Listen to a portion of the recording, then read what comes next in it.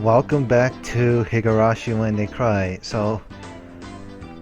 Yeah, where we last left off on a huge 1 hour recording, Reina got so paranoid as hell, and she also got figured out that I was talking to someone else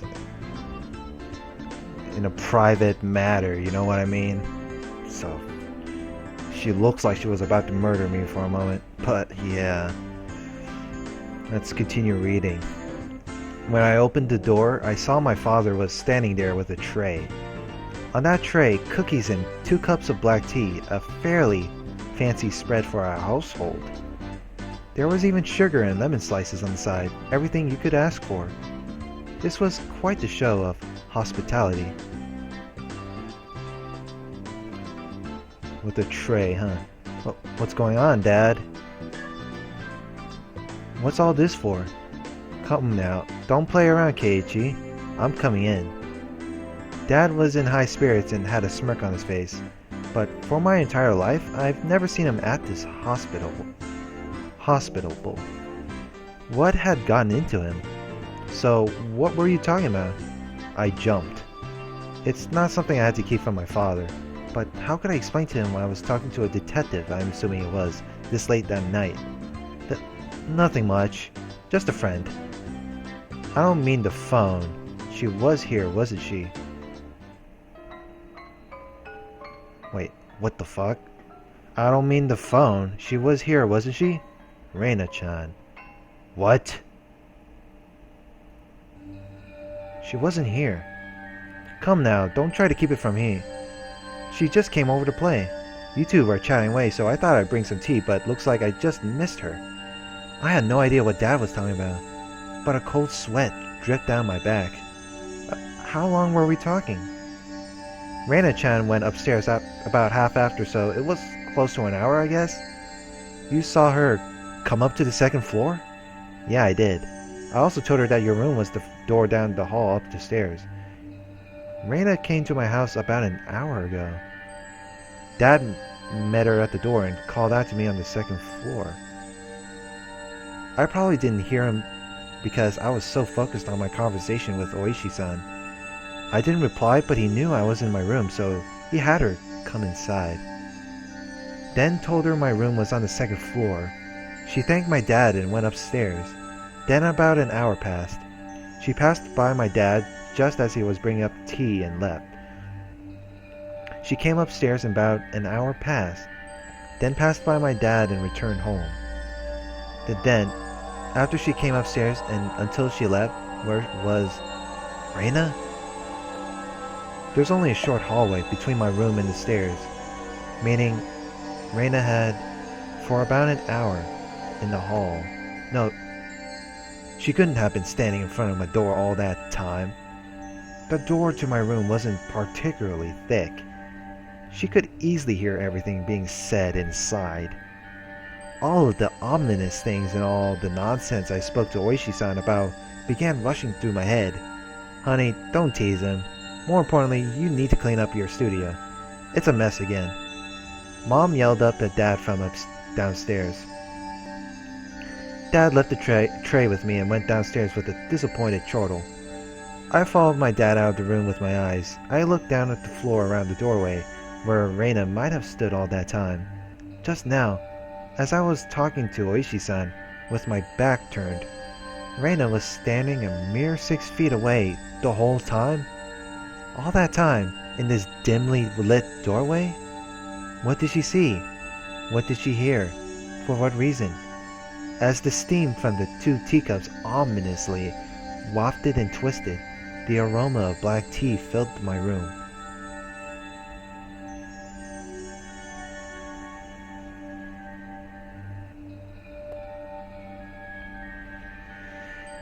Oh, I don't even know what to say. I have received new tips, notice from the police chief.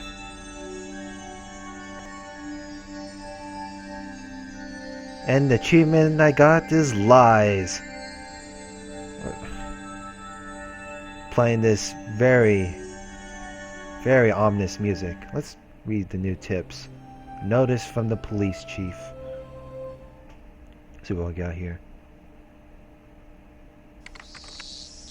July 1st, 1982. To the departments 1 through 12. Something something Perpetual Police Headquarters. Direct General XXX. To the Chief Constable and all facility managers. Regarding cases situated in the Hinamizawa village, notice. As cases in Shishibone City, Hinamizawa village have been reported by certain sections of mass media. It had drawn global attention, which is causing serious repercussions for the local residents. This has become a very serious situation. To protect the livelihood and prosperity of the... I can't even read it, damn it! Designate the following criminal investigation as classified. Okonomiya Station 1982, case number X. Housewife murder. Okonomiya Station 1982, case number X. The student disappearance. Number 2, non-disclosure information. Okonomiya Station 1979, case number X.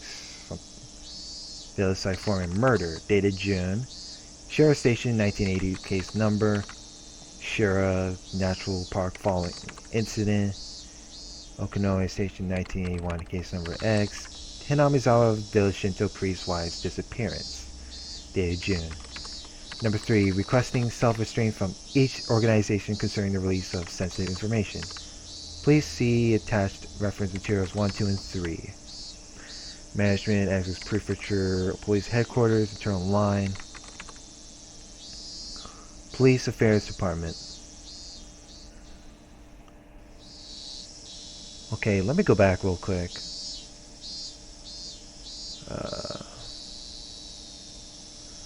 To the constable and all facility managers, notice as cases in Shishibone City, Hinamizawa Village have been reported by certain central mass media, it has global attention, which is causing serious repercussions for the local residents. This has become a very serious situation. To protect the livelihood and prosperity of residents, the following notice have been issued. And let's see that notice. Okay, I guess yeah. No wonder they went through the text pretty fast.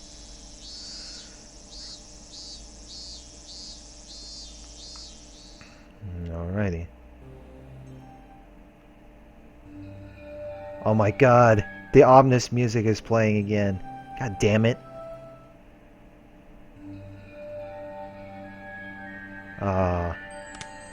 You bastard making me sit through this music. Okay, that was end of chapter 8. Let's go to chapter 9. Alright, we're gonna do this. Let's see how this one goes in store. Oh man. I don't know why. So Reina has been spying on me while I was going through the phone. Oh shit. Weariness and a headache. Not a very nice way to start the day. What's wrong, Keiichi? You don't look so well. When did you go to sleep? It seemed that my mom had noticed my sullen state. Yesterday, I kept on waking up in the middle of the night. Without a doubt, I felt a presence. I felt the presence of someone standing in front of my door. I told myself repeatedly that it was my imagination and forced myself to try and sleep. Except, not being able to stand it, I gathered up my courage and opened the door. Of course, there wasn't anyone there. I think I did this 3 times throughout the night. Or maybe I just didn't remember doing it any more than that. Even though I was able to get to the breakfast table without incident, I still didn't feel at ease. It might be a cold. I don't really have an appetite. My, you do seem a little warm. Well, can you make it to school? Technically, I did go to a school, but it was mostly self-study. It wouldn't matter much if I missed a day, would it? It could have been that I hadn't been feeling well for the last few days because I really did have a cold. If I took some medicine and got a good day of rest, I might be able to greet everyone with a smile tomorrow. Ding dong. Startled, I looked back and forth between the entrance and the clock. It was 10 minutes later than when I usually met up with Reina. It was Reina. Reina-chan came to get you. What are you going to do? Are you going to take the day off? Reina was a good girl. She might be somewhat quirky, but she was certainly cute. The lunches she made were delicious, and she always looked out for me. Why should I be so scared of something like that? It wasn't Reina's fault. It was probably mine.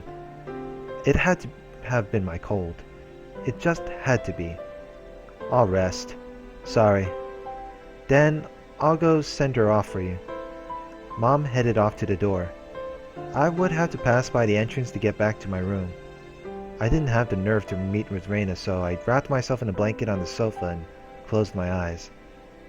I was so sleep deprived, I quickly fell into a deep slumber. Okay. What happens next? Okay, I'm in a living room apparently. I had only intended to lie down for a bit, but it was almost noon when I woke up. I called out to my parents, but they didn't seem to be around. On the table, I found lunch prepared and a note. Mom and Dad had apparently driven off to somewhere far away. It likely had to do with Dad's work. This happened every so often, so it wasn't that unusual. They would probably be back sometime after dinner. On a note it said, "The insurance card is in the cabinet. Take it and go to the hospital." There was also a well-drawn map to the hospital. That's right. I hadn't been there before, so I didn't know exactly where it was. I had a light lunch, although it really was just leftovers from the morning, and just in case, went to the hospital.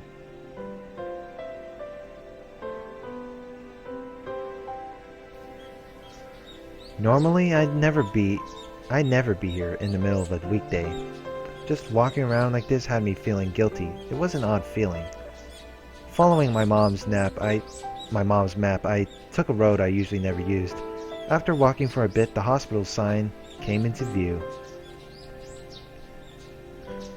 Irie Clinic was written rather stylishly on the sign. Oh boy, I got a bad sign of this. I got a bad feeling about this shit. It was written rather stylishly on the sign. The clinic wasn't very big, but based on the scale of the rest of Hinamizawa, it was far too grand. There was a parking lot and even a reserved spot for buses. They must be making a mint.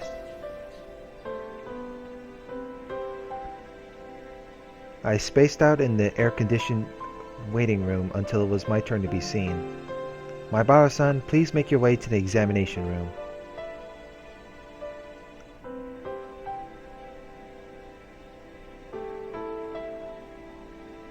After properly answering all of the chatty doctor's questions, he responded with the old, "It's probably a cold."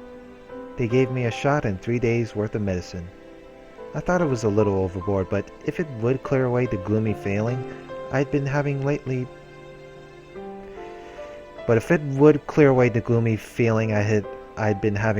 then it was worth it. Alright. Now we're in the waiting room. I settled the bill and took a quick trip to the washroom. As I was leaving, I overheard a conversation between some elderly people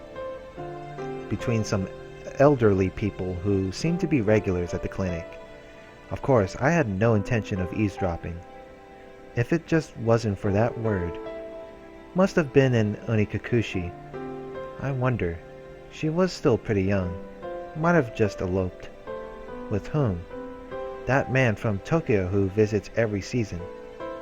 That young one with that big camera. Didn't you know they were getting along pretty well? Were they talking about Tomotaki-san? I could feel my ears perking up. I don't know about that, but you have to make preparations before you elope. Leave a note or quit their job or something. It's an elopement because they didn't leave a note or message. The thought that I'll never see that young nurse's face again makes me rather sad. Takano-san is an upstanding young woman. She'll be fine wherever she goes. So her name was Takano-san? That woman with Tomotaki-san. And she worked at this clinic? Oyashiro-sama's shadow was following me everywhere I went.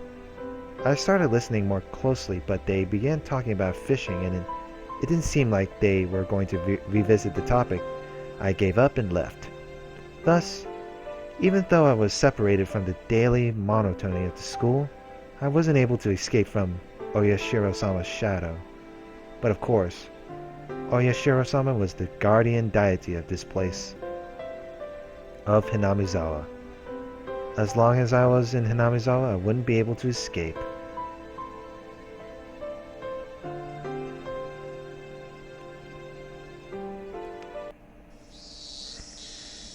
Maybe it was because I was walking outside, but my appetite has suddenly returned. I might as well buy a snack with the change from the examination fee on the way home. Contemplating that, I returned onto a familiar street. At that moment, I heard a car horn abruptly honk behind me. Was I really walking so far into the middle of the road where I'd be in the car's way? I moved farther off to the side, but the horn was still honking at me. I turned around, peeved. Wait, what? Maibara-san, good day to you. Oh, it was Oishi-san, my good old friend. Detective shit. He stepped out of his car, AC on full blast, and waved at me. What's up today? School on break? Just not feeling well, so I just took the day off. I was about to buy lunch and head back home. That's great.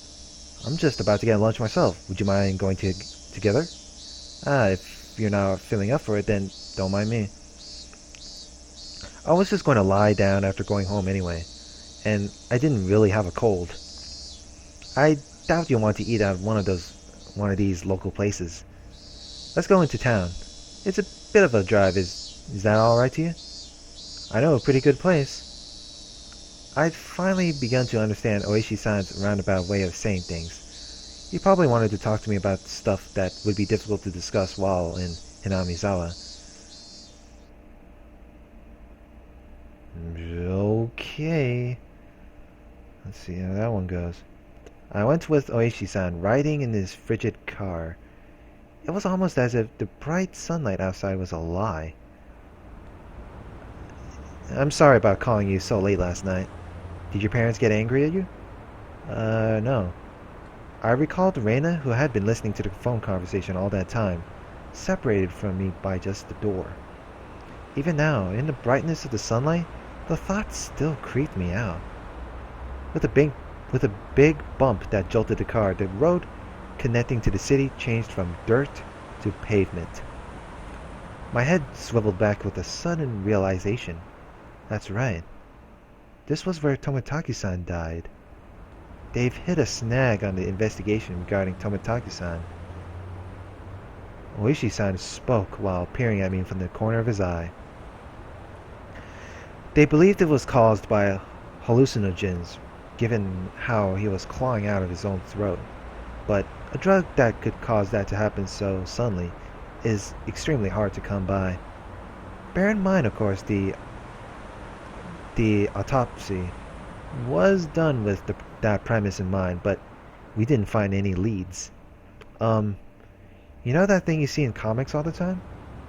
Where there's a drug that if you put it in them, it doesn't leave any traces.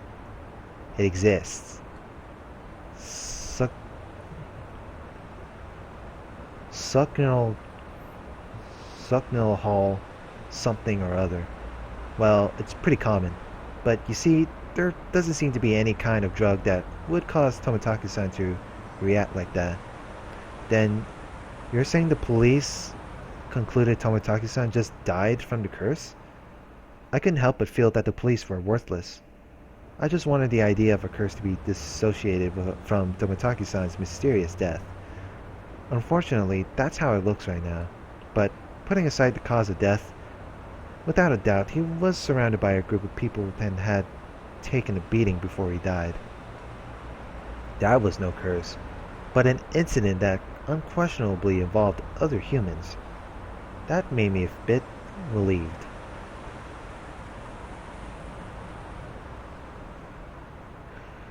We're now in town. We passed in front of the rather desolate but still busier than Hinamizawa train station.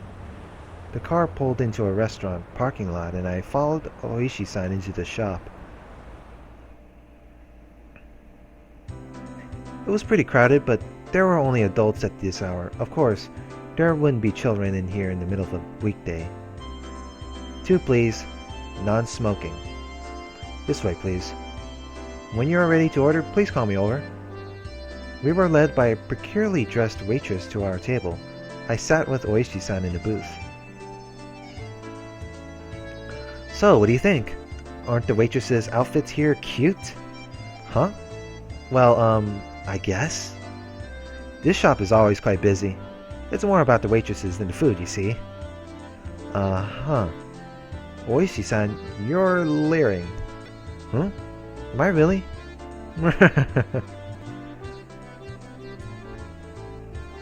Oh boy.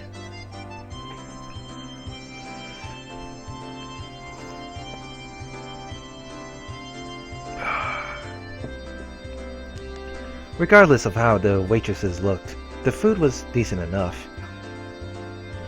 Finishing our meals while talking about some inane topic, Oishi-san's after-meal cup of coffee arrived at the table. Yesterday we talked about Hinamizawa's past, didn't we? Yeah, it was the village of man-eating demons or something like that. I didn't know much about it myself, so I asked my grandmother about it this morning. Oishi-san took out the notepad that was stuffed into his breast pocket. Turns out that Hinamizawa used to be called Onikakushi, or Ogre's Abyss. Onikakushi. That's quite the name. The name is still around. The marsh where the Shinto priest's wife drowned herself is still called... It's still called Ogre's Abyss. It's said that the depths of that marsh connect to the realm of demons. Of course, nobody had told me anything about such an ominous marsh. And you see, it appears they were both feared and revered. A respect born of fear. I guess you could say it was kind of deification. A village of inhuman creatures. Seems the demons were senin or mountain-dwelling mystics of sorts, taking villagers with incurable illnesses into the Ogre's Abyss and healing them, for example. Even if we are calling them demons, Tengu long-nosed goblins or senin would be a more apt description. They don't seem like such terrible people even though they were called demons. But they were still man-eating demons, after all, according to the story my grandma told me. As payment for treating the son's illness, let us eat the mother who brought him here, was apparently how things went. The price of curing her son was herself? That's unsettling. Of course, the mother took her son and ran. Then, you see, all the people who lived in Onikakushi, the demons chased them down, rounded them up, and captured them.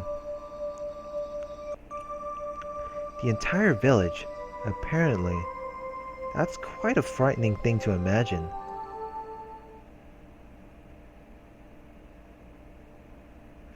In the end, it seems both the mother and son were caught and eaten. The end. Oh, we got a little background.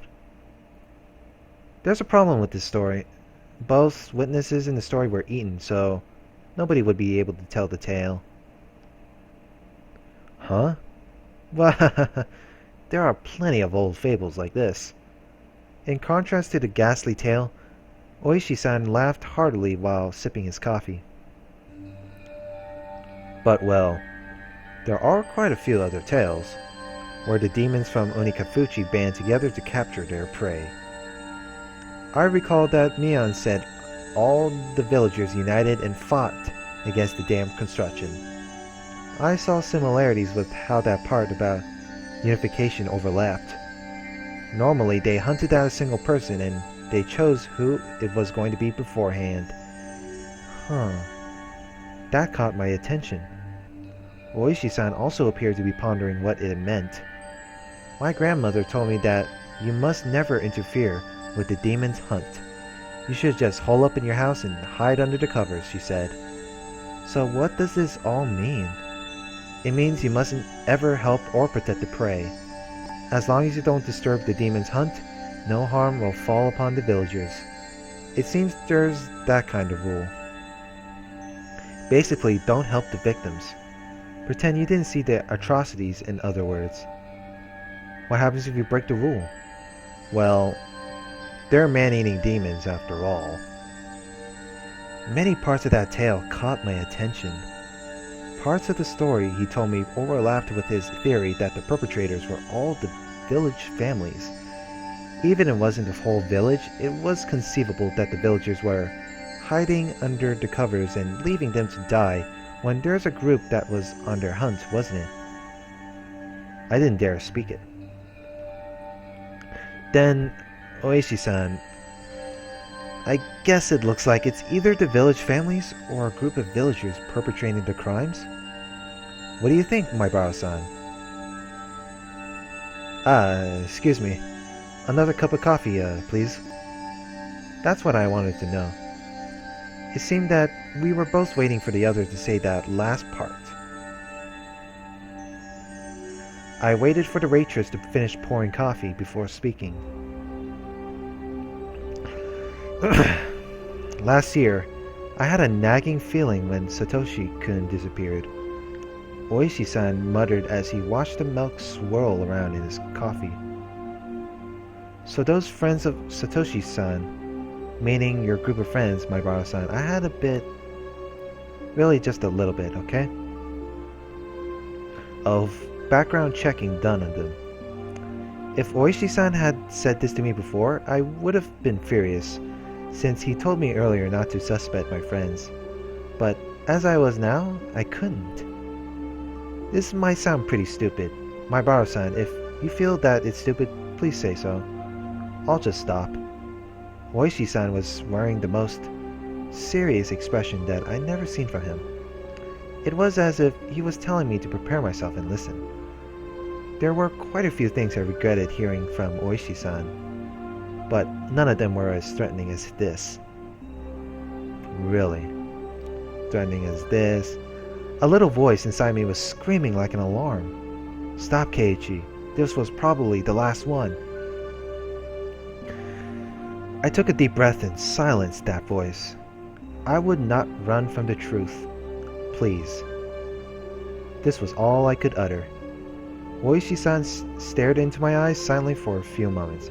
After he was certain I was ready, he began.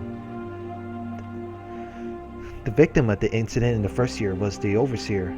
A few weeks prior, he had an altercation with Mian Sonozaki-san. Multiple altercations. Really?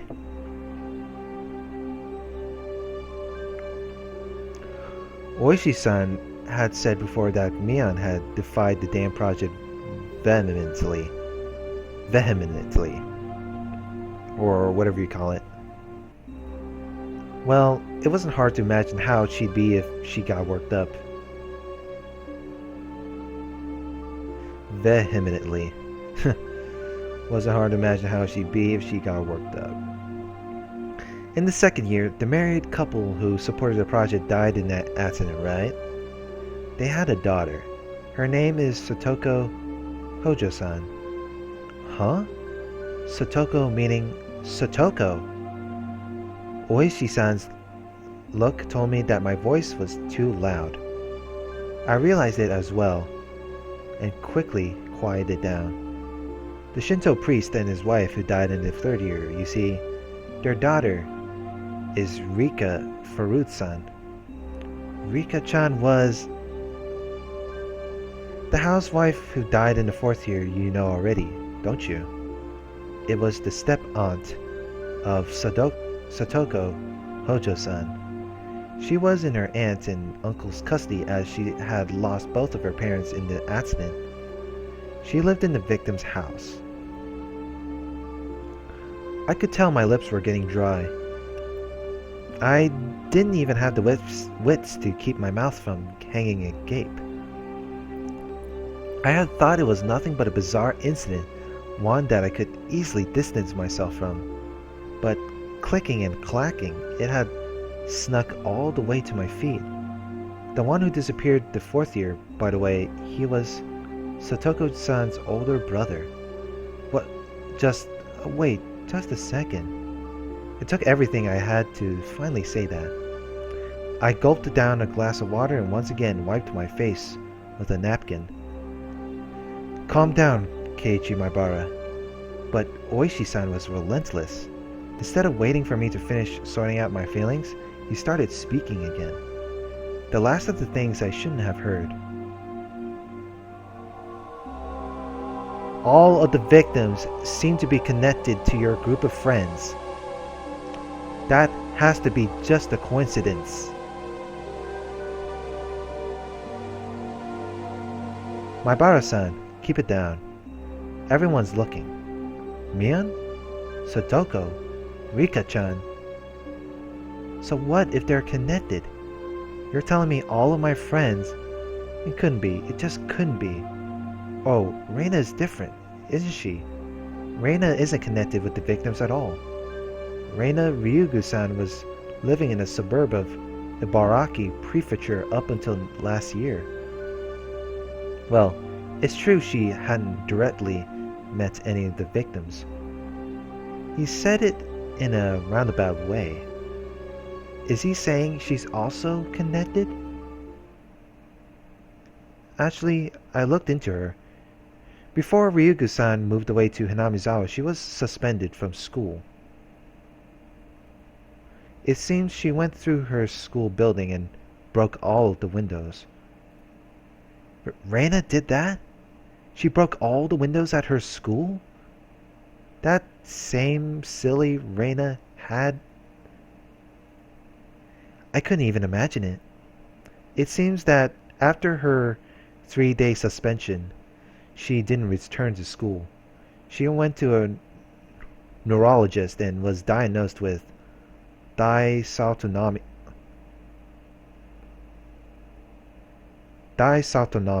She was given weeks of counseling and medication. Dysautonomia. I can't even pronounce that syndrome.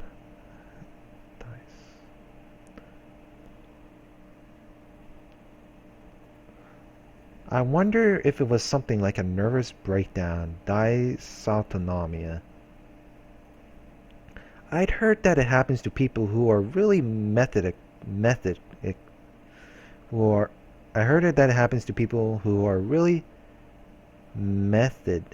or overly sensitive. Neither of those matched Reina's easygoing personality. And in the counselor's medical report, he recorded all of the conversations he had with Reina-san. It shows up, and quite a bit at that. I pressed forward carelessly. There couldn't be anything more for me to regret. She mentioned the word Oyashiro-sama.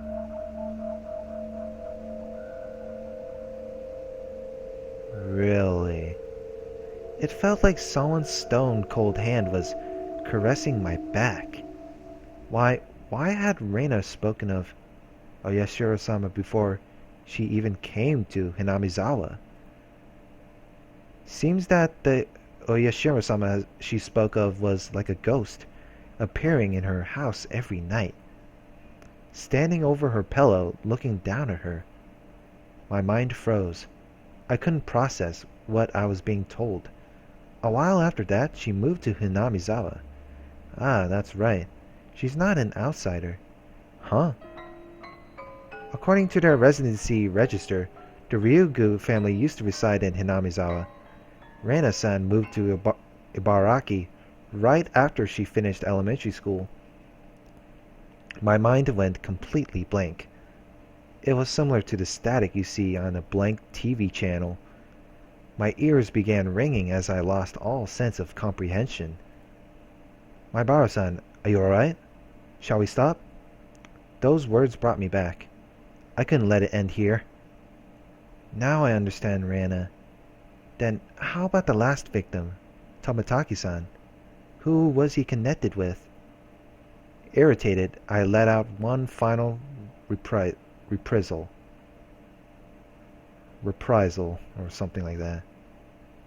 All of them. Have you forgotten, my Baro-san? Didn't you all spend the night at the festival together quite merrily? Quite a few of the officers saw you enjoying yourselves. Now, there was nothing I could respond with. I fell silent as my brain turned to mush. We should get going. Ah, my Baro-san, did you take your afternoon medicine? I had completely forgotten about the medicine I had gotten today until Oishi-san said that. I got another glass of water, and we left the shop after I chugged it down.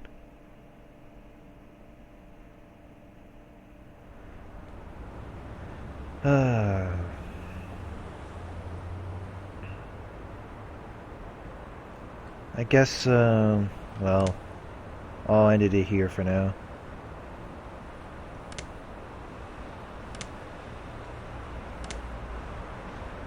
We got one hell of a big coincidence right there. So, next part, let's see what happens when we return to Hinamizawa. So, hope you guys enjoyed this. Please rate, comment, and subscribe, and see you guys later. Have a good one.